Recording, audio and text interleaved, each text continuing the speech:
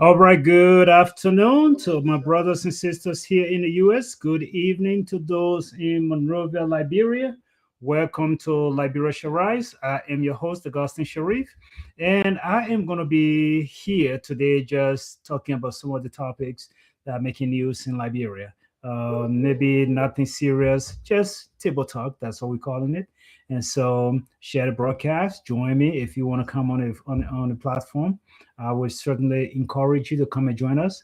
My guys are not feeling too well, so we are all not feeling well, but today the show must go on, right? So I will get it going and we'll be just talking about some of the topics that are making news in Liberia today. Again, stay tuned. I will play a quick song here. After the music, we'll come right back and continue our broadcast.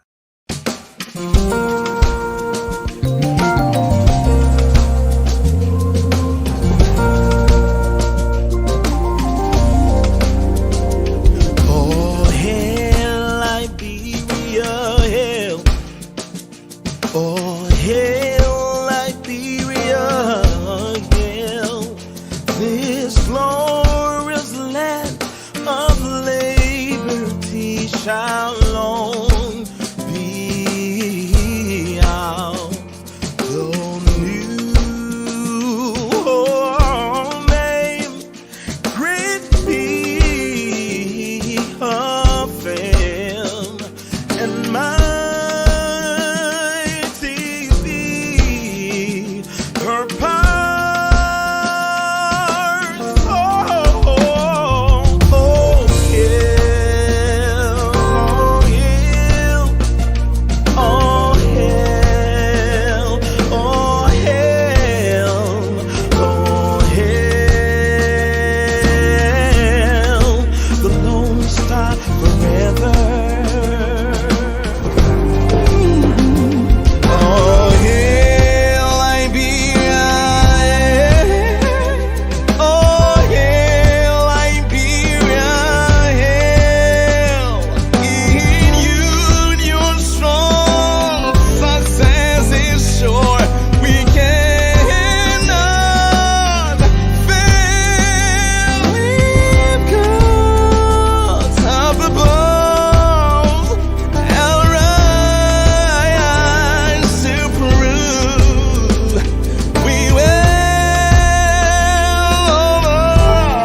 yeah, prevail.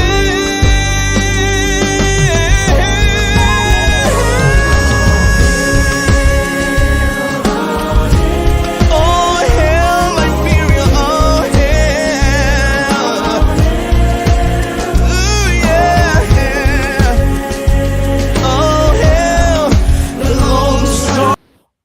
All right, welcome back to the broadcast. Again, my name is Augustin Sharif. I am holding down the fort. My guys are not feeling too well today. I'm wishing each of them a speedy recovery. And so today, though, I'm just going to be talking about some of the topics making some of the headlines, I should say, making news in Liberia. And so, again, River Says Pro, I'm waiting for you. Whenever you're ready, just let me know. I will send you a link. Come and join the broadcast. River Says Pro is a pastor. This man, he's been hiding a talent. I did not even know until I just logged into Facebook and I saw that. So, brother, I'm proud of you. Congratulations on the message today. But anyway, so today though, we are going to be talking about topics, maybe some trending topics coming from Liberia, in and around Liberia, that are making news in Liberia. And to our ambassador, I say, hey, thank you for joining me today. You are a good man. I appreciate you always joining me. So today though, the first place I want to start with this. Every Facebook page I have looked at, not every, I don't want to generalize, but most of our friends' Facebook page coming from Liberia, I will see posts about the county meet. I will see people going to to the game. You know, Oh, okay, okay. I appreciate that, Ambassador. So people going to the county meet, people having fun, and people just enjoying themselves, going to the game. And the reason I wanted to kind of highlight the county meet in Liberia as my very first thing to talk about is the simple fact that, even we know sport is a powerful thing. Let me just start from there. sport is a very powerful thing. And even during the Civil War, I remember when the war was ongoing in Liberia, there were still people. There were still people who were still making time to go to the game. And whenever Lone Star was playing, or whenever there was a football game, you would notice that people that would put away their differences. It was no longer about this warring fashion versus this warring fashion. Everybody came together to actually go to the game and just celebrate one country called Liberia. Whether we won a game or whether we lost the game, we always have this say in Liberia, we say we always get our dear wear trophy because it was not, you probably would look at it and say, man, that was mediocre to think about your national team that way. Well, there were some games that we were playing, we knew there was no way we're going to win those games. Like when we play Nigeria, we play in Ghana. There's no way we were going to win those games. But you know what? We took that opportunity to make it like a national celebration.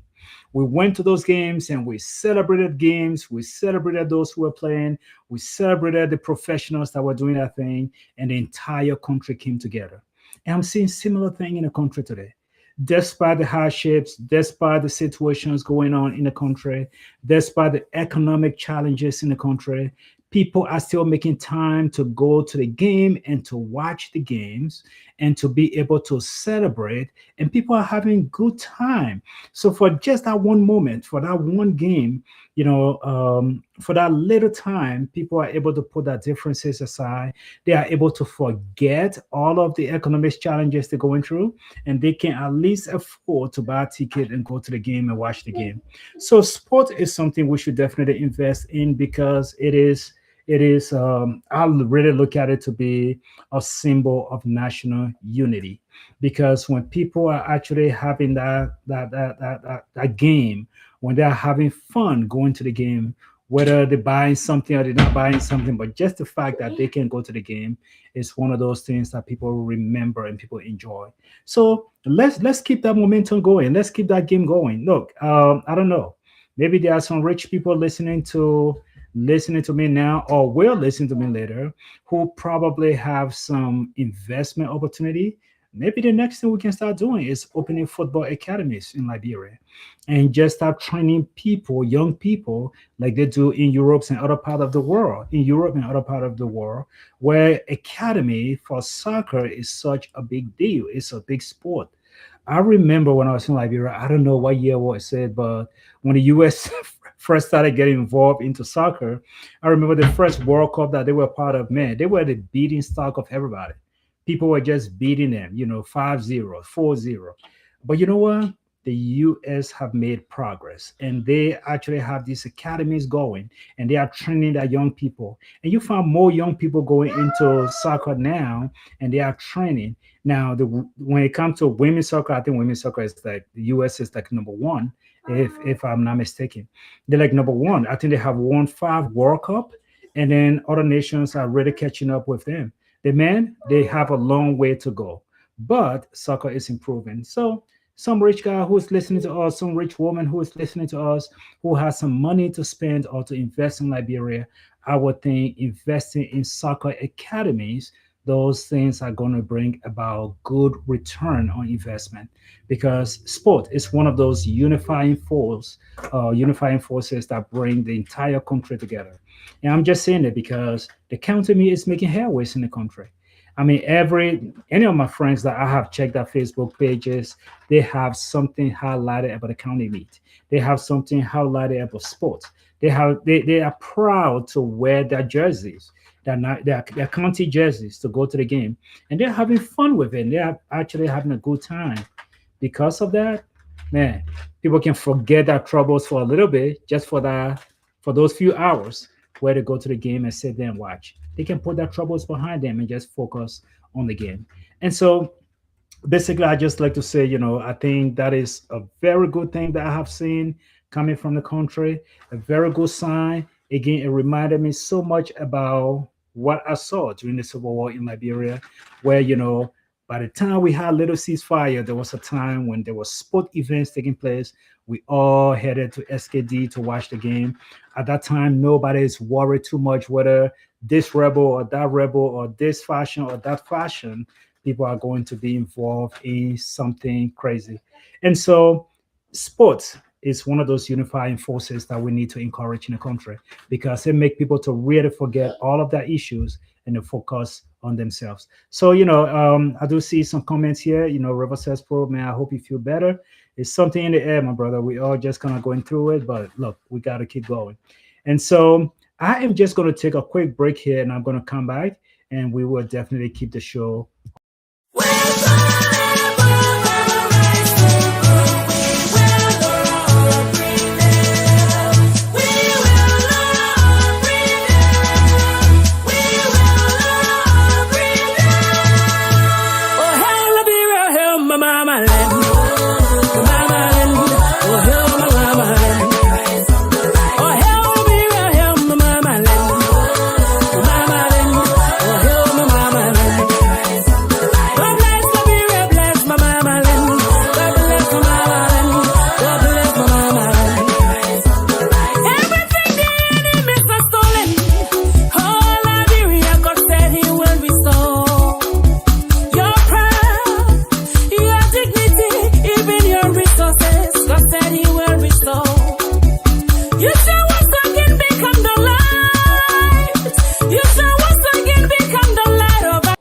All right, that was a song from Kenvi Adams.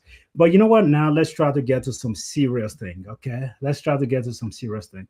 One of the news headlines making news in Liberia is this whole remover of the speaker. There's still a little rumor going around. Everybody is saying, "Oh, you removed the speaker. The speaker needs to be Richard Cohen needs to be removed from office." And when you look at that story, though, you got to come back to it and say, when was the last time? How did we get to this particular place? Why is there such a push to politicize everything that takes place in the country? Unfortunately, and as you can probably see, or maybe you have heard, everybody is probably saying, "Oh no, the man needs to be removed." And I believe the Council of Elders, they even added their voices to it. The Liberia Independent Elder Council. They added their voices to it. They said immediately Richard Cohen has to be removed from his post. Take this guy from office. He's not fit to be in office because of moral issues, moral character, moral decline. He's supposed to be the moral police in Liberia. So because of that, let's remove him based on his personal issues that have come in the spotlight. Now, I'm asking the question here, and I think I have right to ask the question. This is our common country. We all enjoy going to Liberia. We all enjoy our country. We still got families living in the country. Look, when it comes to morality, we can look all around and say, okay, I know this is where somebody is probably going to tell me and say, this guy, he is immoral. But no, before you judge me, hear me out for a second. When it comes to politics, basically that's just what it is, politics, right? That's just what it is. It is politics. And so everybody try to politicize things because it benefits them. It benefits you, so you politicize it. It benefits you. If it's not your fault, or it's not the shoe is not your fault, then you try to make it to be like this is the worst thing that ever happened in the country. But I want you to think for a second. There are leaders around the world, and I'm not comparing apples to oranges. I'm saying there are leaders around the world who, if you really dig into some of their stories, you will find their own defective moral issues. You will find their own defective moral characters, their moral judgment. You'll find all of these things that will come to light. Now, let's highlight some of the things that people are talking about about Richard Cohen, for example, okay? So this whole concept of bigamy, right? When they talk about bigamy, they're just like, oh man, this guy, he's married to one woman, he married to another one. So he got two different wives. He didn't divorce the other one, he married to another one. Okay. Now, when you look at it, I think we did a broadcast here on the show. I'm sorry that my good friend Sapalucia is not here. He would have loved to chime in on this topic. We did. We Okay, I will come back here to what River says is saying before I move on. River says saying he have some reservation about the county meet. It was originally established and meant for reconciliation among warring party counties in the 1950s. I don't think those conditions exist now. Moreover, isn't being used to excel potential future talent. Yeah, look, I agree with you, Riverside Pro, with what you're saying when it comes to content meet. I've always kind of believed the same thing too. I really believe the content meet should be a bedrock for recruiting talents. Because if I understand correctly, I stand corrected. Maybe somebody can correct me here. But people like James Salinsa Diba, people like Raza, and people like Weaden, they started with playing in the communities, and these guys, people spotted them, they spotted their talents, and they were able to move them to higher heights. How they got to where they got. So the county meet, I agree, it should actually be used as a bedrock to recruit talents, and I don't want to think that people are not using it for that reason anymore. I think some names are still coming out. Like some of the kids that are playing on the Lone Star team today, I think most of them they actually got spotted through the county meet. I think that is still being used. But again, I stand corrected. I'm not the top expert when it comes to sports. Matter of fact, I don't even claim to play any of the sports. But yes, it should definitely be used for that to unify the people and also to spot some new talents to build up your national team. Look, AFCON is ongoing right now. The the AFCON is taking place. It's sad to see that Liberia is not there. So we're sitting here, we're watching it, we're watching other nations. I mean, I'm one of those guys. I sit here and I watch other teams play, and I just like, oh my goodness, Lone Star got a long way to go because those guys would probably give Lone Star 10 or 15 if they were to play Lone Star. So, I could be completely wrong. Again, like I said, I'm not the sports guru, but I'm just saying it can definitely be used for a good thing in our country to unite the country and to spot some new talents. Okay, back to the Richard Kuhn story, right? People are giving Richard Kuhn the grief, like I was saying. One of the things that you will actually find people talking about is this whole morality issue. The moral issue for Richard Kuhn is just like number one, they say, oh, he's a bigamist. The guy, he's married to two women. He didn't divorce one, he married another one. I think one of the things that we're talking now, whether Richard Kuhn did it the correct way, it is not my place to judge. But one of the things that is not uncommon in our country, it is spying somebody who got two, three wives. I speak for myself. My father, he had five wives. Yes, you can judge me on that. Maybe that's exactly where I'm coming from.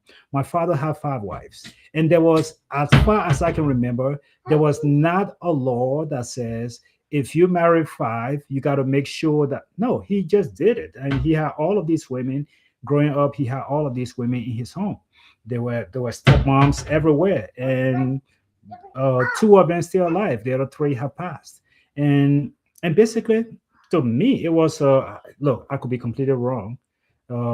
It was a beautiful thing in my opinion. I'm not in my father's shoe. I don't know all the noise that took place behind closed door, but it was a beautiful thing. I mean, all of these women, they took care of him. I mean, everybody had that day that they spent with him. Everybody had food that they prepared for him on one of those days. And for me, I enjoy it because every time each of those women cook, I was just there to eat food. I really did not worry too much. But it was a good thing in his opinion, or maybe that was a beautiful thing that he had. And so I am just really, really worried about this whole bigamist kind of thing. That because he's married to two women, now all of a sudden he's not a moral police. Now we got to look at each of these marriages separately. Again, I am not his lawyer. I don't know much about Richard Kuhn's situation. But before you start to say this person is not a moral human being, you got to start to look at yourself. You got to start looking at yourself. These same politicians in the country who are screaming morality today, these same politicians in the country who are screaming and yelling and say, oh, this man, he's a bigamist. He's not a moral. He's supposed to be the moral police. To be the Speaker of the House, you have to have some sort of morality. I agree with all that. But do not be double standard. That's my problem. Don't be double standard.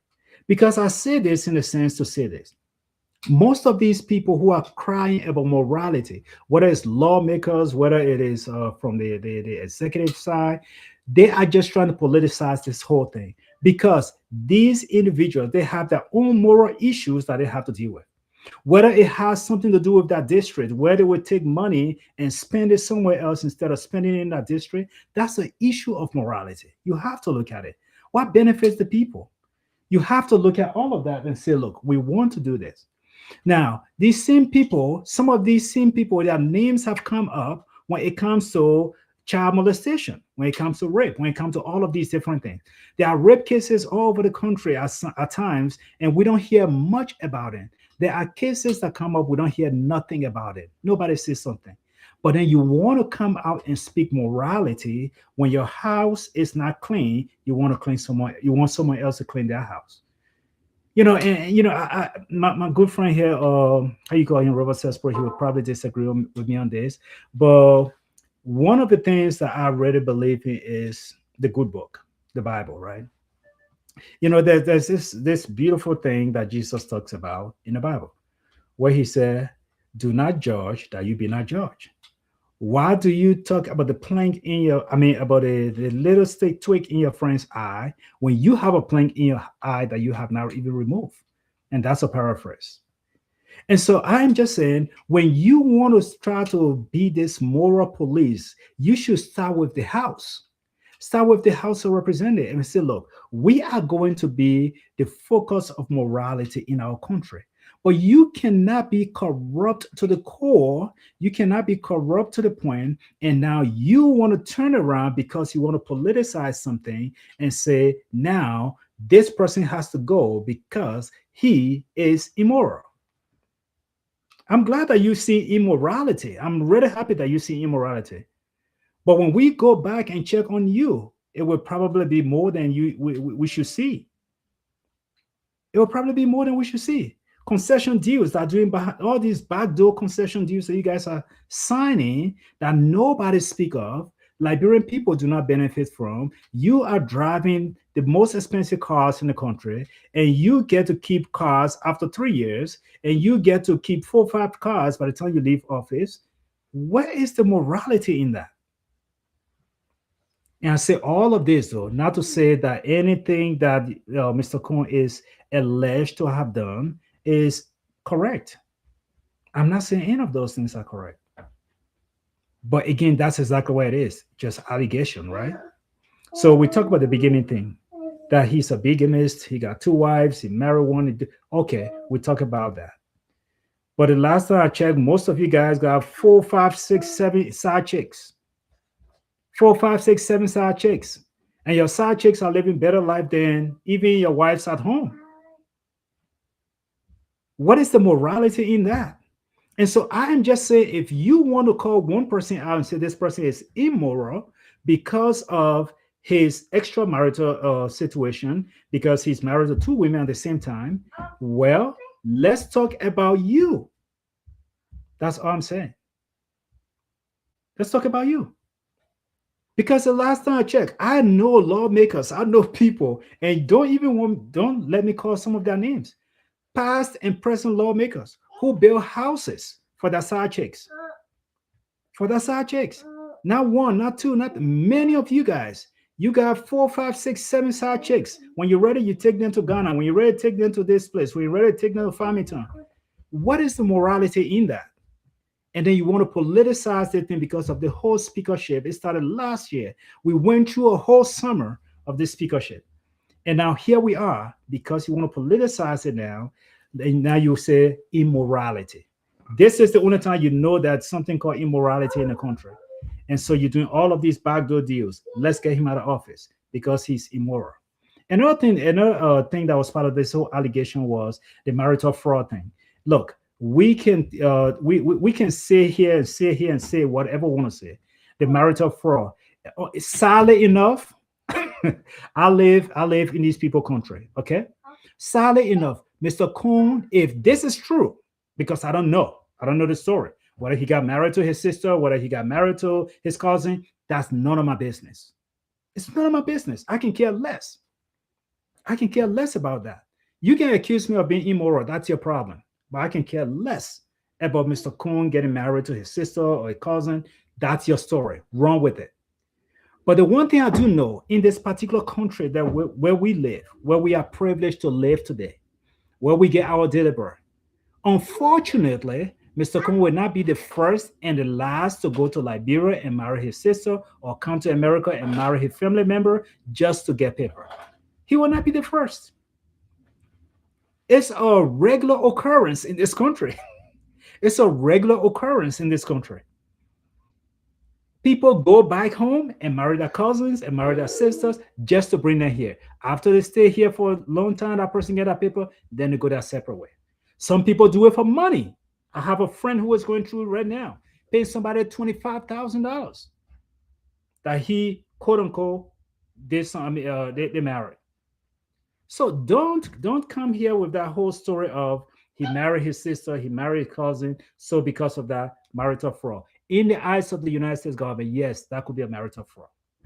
That could. I use could because I don't know. That's allegation. That's what happened. When it is alleged, we wait for the professionals to go to court, address it, and then they say, okay, that man did something wrong. We will charge him, and then he can face the penalty. He can face the penalty. But you cannot sit there and just start speaking morality, and now today you are the morality police when you have not even addressed your own house. How many of you, your wives are crying, your children are crying, all the side chicks that you have? Why can you not deal with that moral part of your life before you start jumping on someone else when you start talking about morality? And so I don't care. I don't care if you come back and say, Mr. Coon, he came and he married his sister. He will not be the first. He will not be the last. It is ongoing today. It will continue to go on as long as people want to stay in America, and America is hard to get document at times. People will continue to do these things. And so I don't care how Mr. Coon got his stuff. I really don't care. Many of us are here, and I'm not putting anybody business out there. I'm not going to put anybody business out. But many people are here, and they are here by hook or crook. They made it. Some of them fake it until they get that stuff together. You know, though, I mean, whether they came and went to Liberia and married their cousin, or they bought spot on somebody's DV, people got here one way or the other. People got here one way or the other. And so to sit there and start saying, oh, because the man, look, at the time, if you really look at this, I don't know the whole story. But when you really look at it, my friends, the man was not even in politics at the time. The man was not even in politics. When you want to talk about morality, look at the country where I live. Look at my Brazil. You didn't make get time for it. All that stuff you're talking about, he doesn't have time for it. Look at my Brazil. He carried a lot of baggages. There are a lot of other African leaders that carry baggages. There are a lot of people, whether it's previous administration, current administration, they carry their baggages, my friend. So who are you now to be the moral police when you have not cleaned your own house? That's why I keep focusing on marital fraud. Okay, big deal. Let the law take its course. Let him be investigated. If he is found guilty in the eyes of the United States government, then they will address it. But you push him out of seat, you taking him out of place, you telling him to leave because he committed marital fraud. You think he will be the last one to ever have done that? It's ongoing today. People are buying that spot. People are buying different things. They are getting that paper one way or the other in this country. They're getting it. Whether they marry someone, whether it was real marriage, was not real marriage, people are doing it. People are selling stuff. People are going and marrying people and bringing them here for money. It happens. It happens. If you have a family member here and that family member say, oh, I want my brother to come, and that family member went over there. That family member went over there, and that family member brought that brother and brought that brother here, and they all living here. What is the big deal? It's happening. It's happening. And so I'm just saying, that is not an indictment on someone as if the man came here in this country and he killed someone and he did this and he did that. No, my friend, we got to stop that. You're politicizing everything because you're trying to be political. And I think of Musa Ability, he said it the right way. Musa Ability, he said, people are just trying, he blasted. He said, people are just trying to politicize this particular thing. And basically, they are looking at this situation to be like a blackmail. That's how Musa Ability call it. He said that's a blackmail. It's a blackmail kind of thing. You're blackmailing someone because you want him to get out of office so you can take his space. And this has always been since last summer. We've been having this whole issue, and it's been going on. It's still ongoing. And so don't politicize the issue just if it benefits you. Don't politicize it. If it benefits you, it benefits other people, but be moral all around. Don't try to be moral only if it is convenient for you or if it benefits you. That's my whole thing I say. And another thing that he is alleged to have done that people are talking about is the parental responsibility thing, neglect of parental responsibility. Look, every child deserves to have a father. Every child deserves to have a mother. Every child deserves to have that parental figure in our life. Even those of us who did not have parents in Liberia, we had other people who came in our lives and took us, whether it was regular adoption, whether it was partial adoption, people came in our life and they took us and they make our life a little bit better.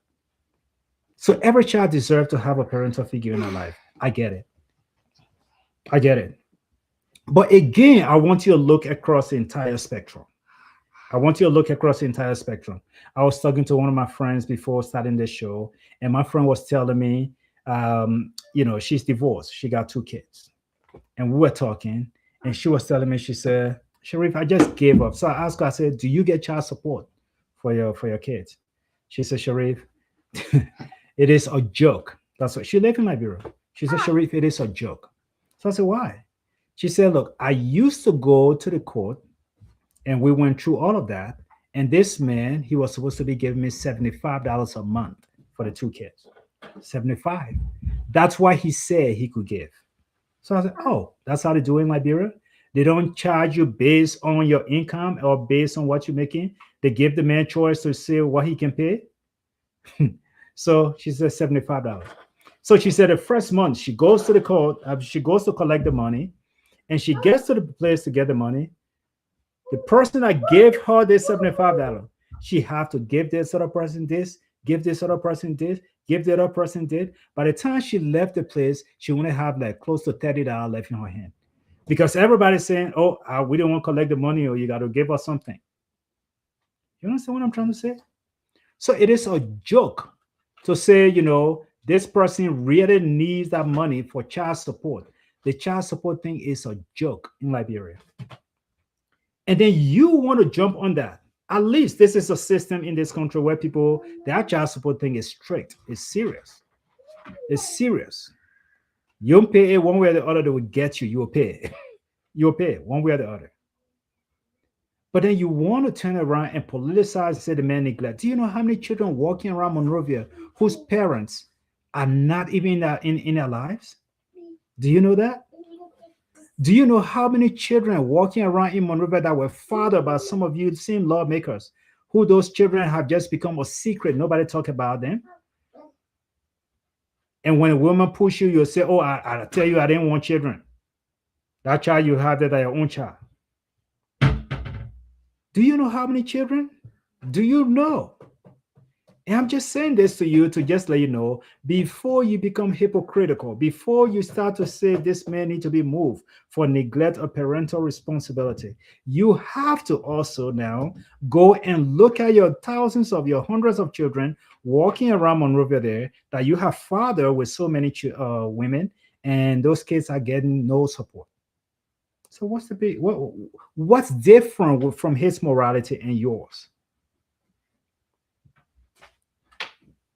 What's the difference between his morality and yours? And I think that is exactly where I'm coming from. I am not backing any of this behavior to be correct. Not at all. But all I am saying is before you throw the first stone, make sure that your hands are clean. That's all I'm saying. Before you go and start accusing someone of being immoral, make sure that your house is in order. That's what I'm saying. And so I think basically this story is kind of circulating, it's making news in Liberia because it sounds sexy, it sounds good, it sounds the way people want to inflame it, they want to blow it up, they want to make it to be about moral judgment, moral character. So it sounds good to say. But friends, before we pursue that, let us look at our own hands and make sure our hands are clean. Let's take a quick break and we'll be right back.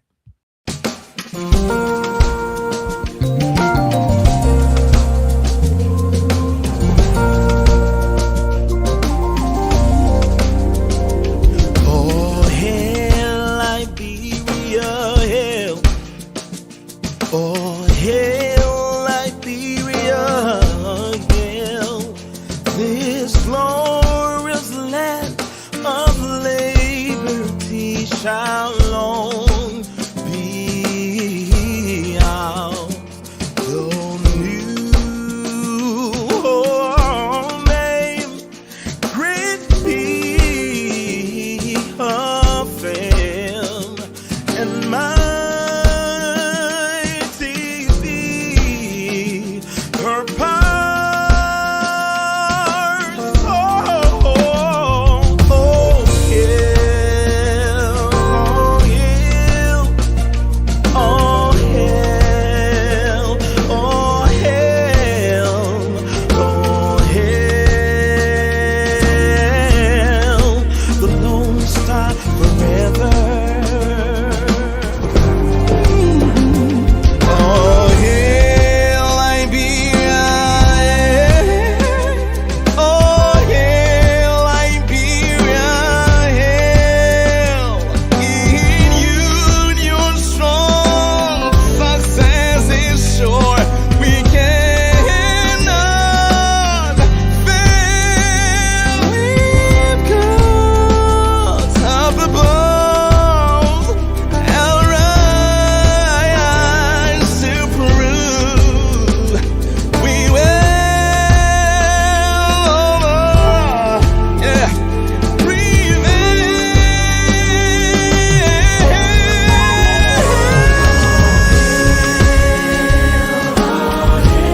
Oh, hail Liberia, oh, hail. Ooh, yeah, yeah. Oh, hail, the Lone Star forever. Hey, in union strong, success assured. We gotta love one another, hold together, 'cause this glorious land shall long be ours.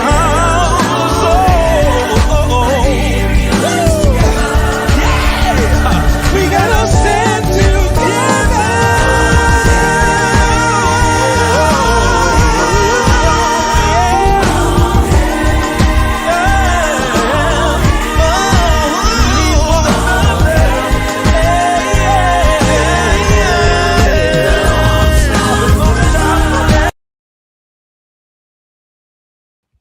All right. Welcome back. Welcome back to the broadcast. And so we are just going to continue our conversation. I know we talked about the Richard Coin issue a little bit, and we put it aside, put that to bed.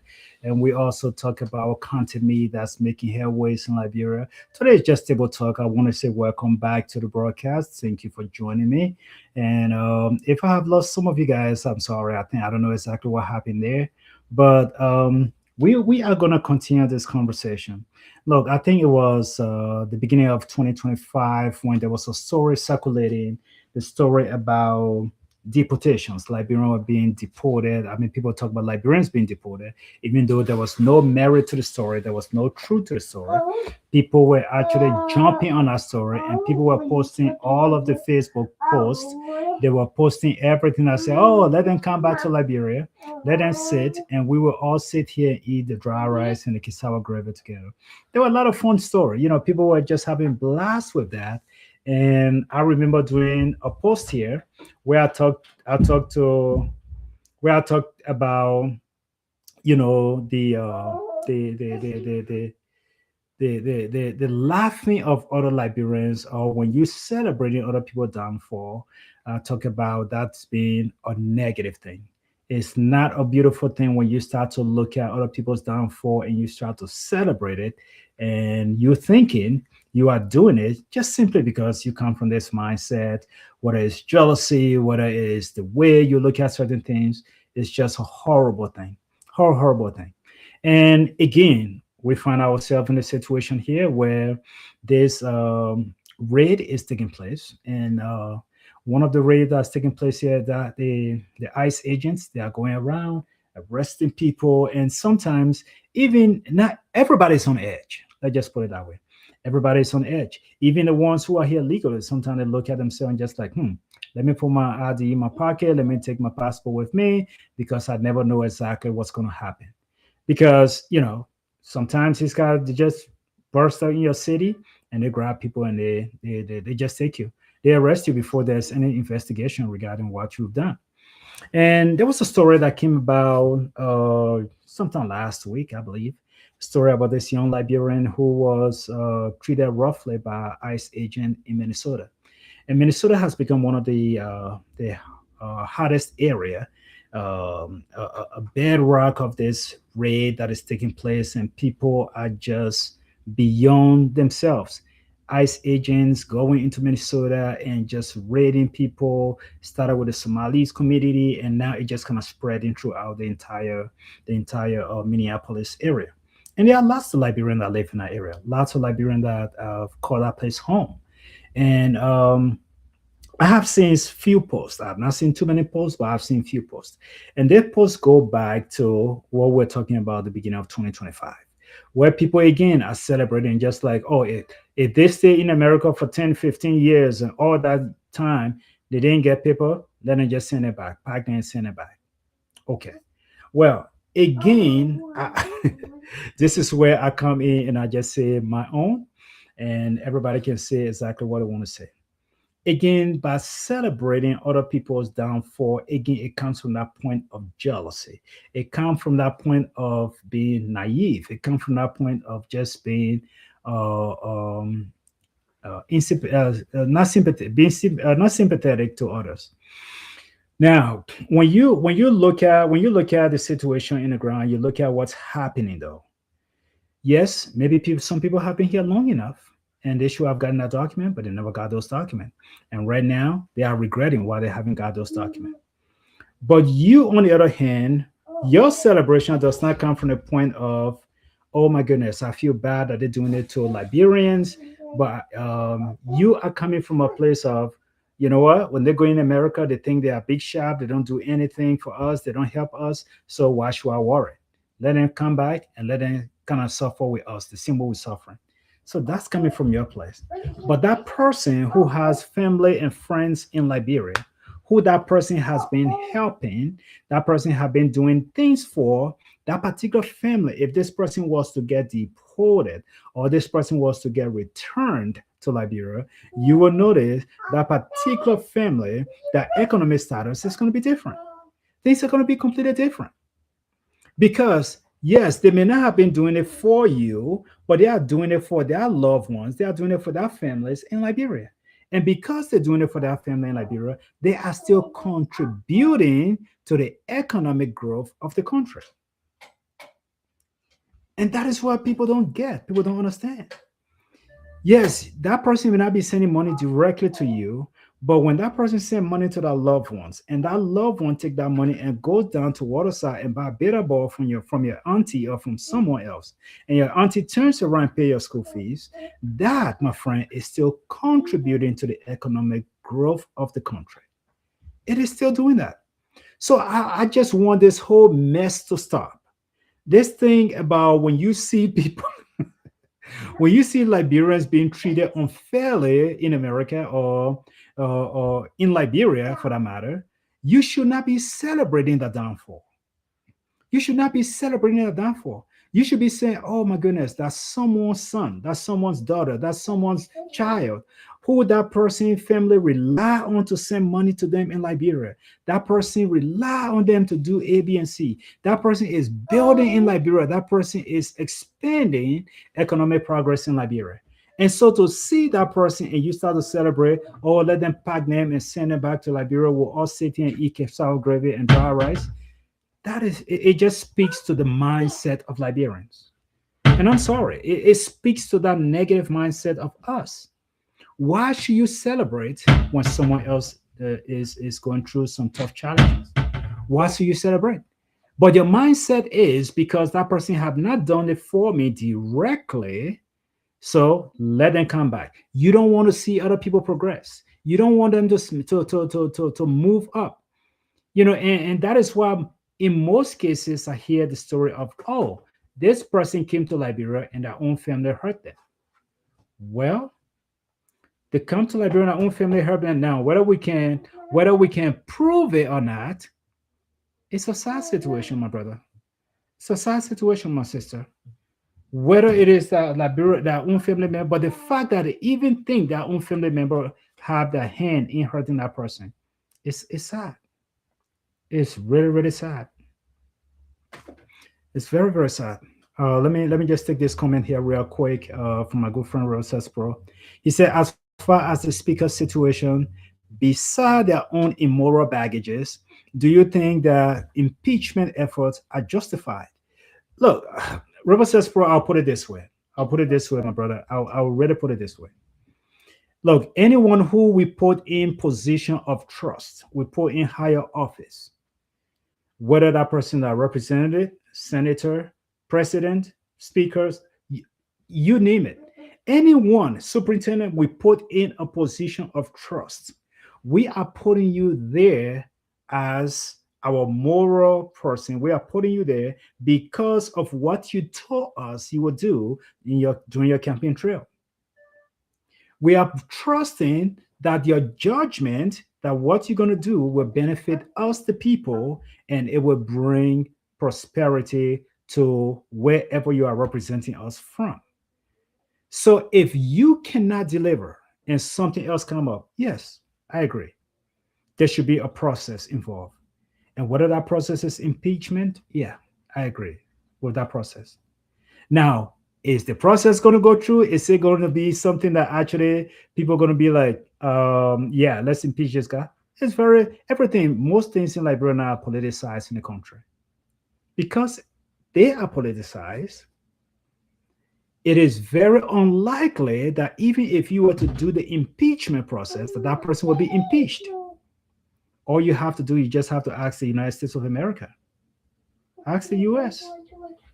They brought 2 impeachment charges on our current president. Did they move him? Were they successful in getting him out of office? No. He's still there, right? He's still the president.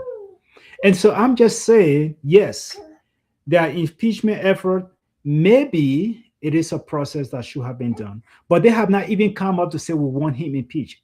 Right now, it's just all gossip behind closed door. Just gossip. The same thing they did last year, where they started trying to build all these caucuses, and they're trying to build all of these different groups to say, oh, let's remove this thing, let's form a group to vote against it. That is exactly what's happening, in my opinion. But you have to go through the correct process. You have to go through the correct. That was the same thing we talked about last year. When you go through the process and the process work out and he is found guilty, then the process is fair. But you don't just go and start making all of these behind closed door deals and try to make your way into people's heart and try to get them out of office simply because it benefits you. We should be checking all of the moral characters of the other people in the country. Check them. Let's check the moral baggages. And let's find all of these men Let's find all of these men, all of these, some of the women too. Let's find all of them who have their own issues. How many outside children they have that we don't know about? Let's bring them. Let the women line up and say, "Oh, this one representative so and so, he denied a pregnancy." Do you think you can stand if people were to put your dirty clothes outside like that? But I still go back to my point I was making. My point I was making is this: look, if you do it and the process is fair, it is justifiable, then I agree. I agree.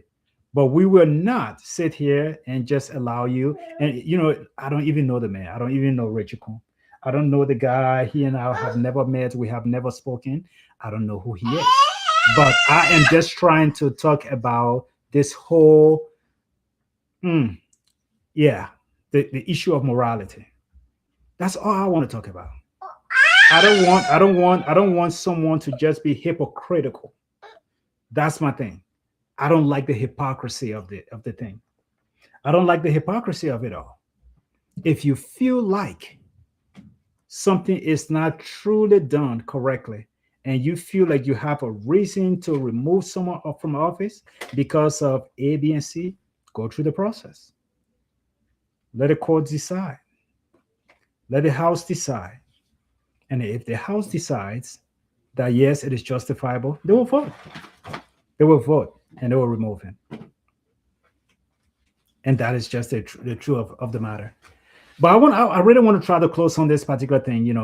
What is happening to people in this country? Whether it's Liberian or people from Caribbean nations or people from other countries, South American countries who are just they look at you and say, "Oh, that's a black guy.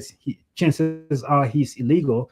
Let's just grab him and pull him out." When you guys hear that story in Liberia, you should definitely be sitting there and just saying, "Oh my goodness, I'm praying for our brothers and sisters in Liberia." That is the way to go. That's the moral thing to do. Since we're talking about morality here, that's the moral thing to do. When you hear challenges taking place and that challenge affects your community, whether they are in the states or over, it affects your community, you should definitely say, let us pray that our brothers and sisters in America, they are doing well. Even if they have not done anything for you one day, pray for them. Pray for them. Because chances are when those guys come to Liberia in December, you call them Decemberists, right? I think it's wrong. Don't call nobody December.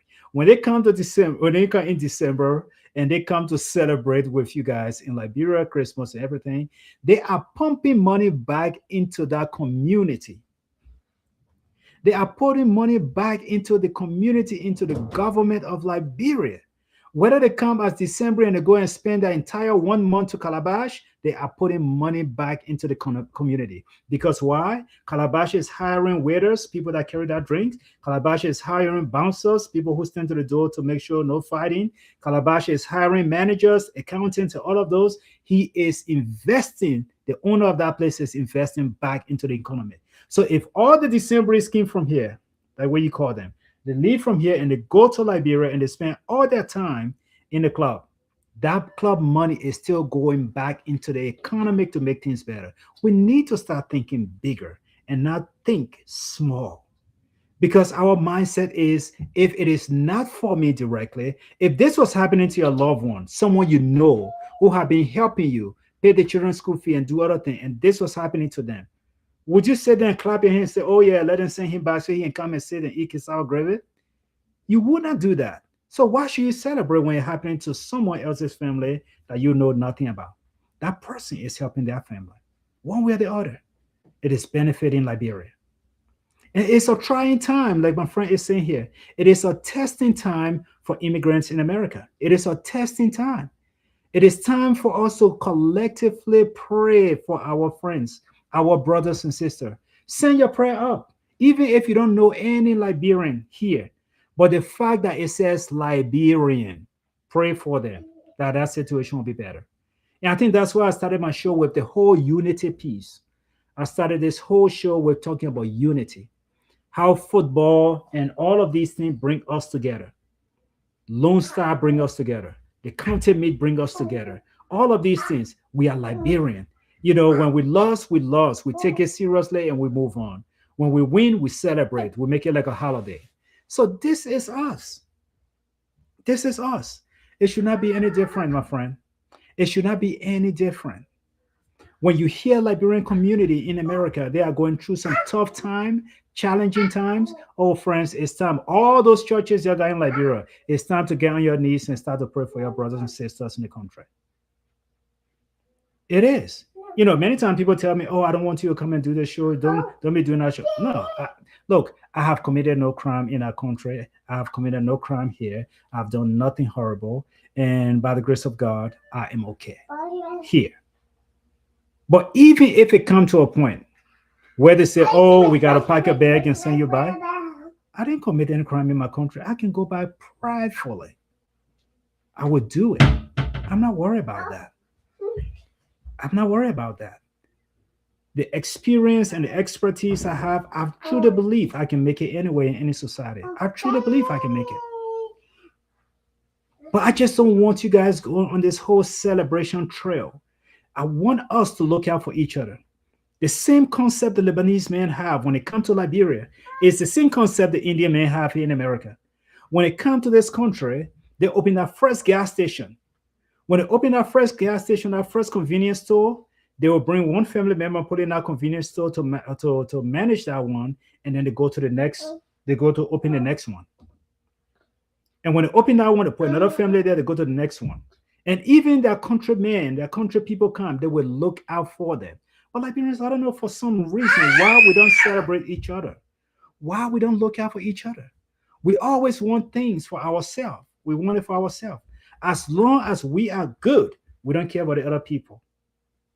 And that's exactly what I see when people start celebrating and posting all these stupid videos about, oh, yeah, and they've been sitting in America doing this, and let them send them back.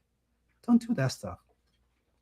Don't do that stuff. It's very disheartening because these people that you are celebrating for them to come back, these same people are paying for your school fees, they are paying for your college tuition, they are paying for you to have that iPhone and that cell phone that you have.